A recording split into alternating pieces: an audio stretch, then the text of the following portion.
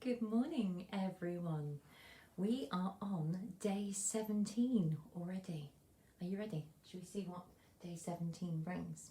Let's have a quick look. Right, are you ready? Day 17 is... Oh, I wonder if you can see that. It's not very clear, is it? It's an angel.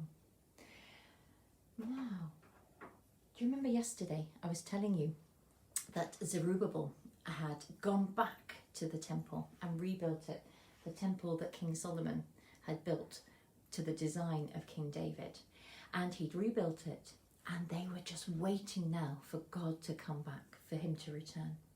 But they waited, and they waited, and waited, and waited, and waited, until lots of people had already died, and God still hadn't come back. He didn't give any more messages through his prophets. And generations just kept waiting and waiting and waiting. And you know, between 400 and 500 years passed until one day God said, right, I'm ready now. I need a new prophet. I need somebody to bring my message. Now, there were no other prophets like the ones that we've talked about earlier in the month. No, so God had to send a message through somebody different. Can you guess who it was? You're absolutely right, it's a picture.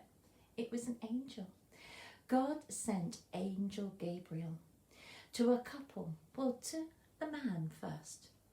God chose a very, very special couple. They were called Zechariah and Elizabeth. And Zechariah was a priest. He worked in the temple.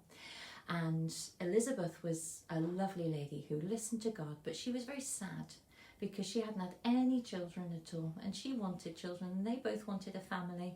And God picked them to say, right, you are going to be the mummy and daddy of my next prophet, the one who's going to do a really important job.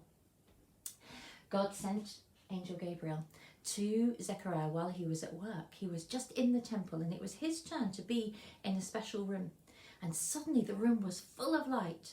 And as you can imagine, Zechariah was a little bit afraid. So he must have looked pretty shocked, because the first thing that we read the angel said was, don't be afraid.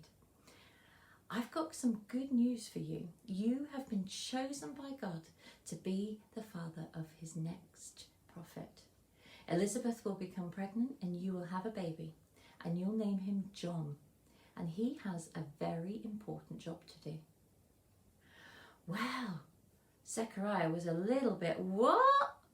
Are you sure? We've waited for 500 years as a people and we've not heard from God. Are you sure this is actually from God? Oh, and we're old. We can't have children. Hey, I remember somebody else saying that back along to you and laughing. But, oh my goodness, do you think he really should have said that? There was an angel in the room. Now, angels don't look like people, I don't think. I think they'd be much mightier, bigger, brighter, even louder, I would think. I don't know, not met an angel.